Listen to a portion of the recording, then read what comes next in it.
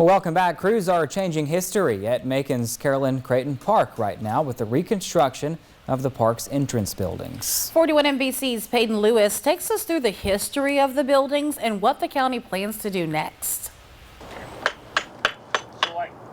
Rubble is all that's left of the entrance buildings at Carolyn Crayton Park. A structure that's welcomed guests to Macon since the late 1800s is now getting a new face. You know, the buildings were built, they were over 100 years old. So, you have things such as the building standards and the codes that we use today are different from back then.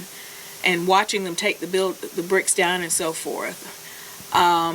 I'm not surprised if it wasn't good, because we've had buildings come down before, such as the Long Building, and people remember that from the fair.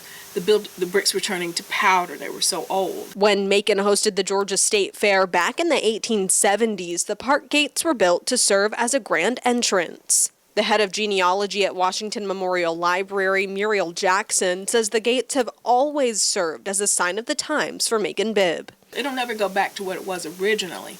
It's just evolving into something new to meet the needs of the current generation. Nearly 20 years after the structure was built, it was burnt to the ground in a fire that still remains a mystery. And by 1916, the entrance was rebuilt into what many people remember the structure as today. But after more than 105 years, the county says the building had to come down. According to Bibb County Representative Chris Floor, the gatehouses were in such disrepair, they were deemed, quote, unsafe to the public. As of now, there's no set design for the new gates or a timeline for construction. But Floor says the county is saving the bricks from the original structure and plans to rebuild using these blocks of history.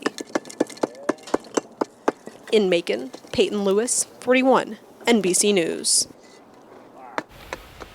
Now, the entrance isn't the only thing getting a facelift at the park. Yeah, the old steam engine at the front is now being repainted and restored as well.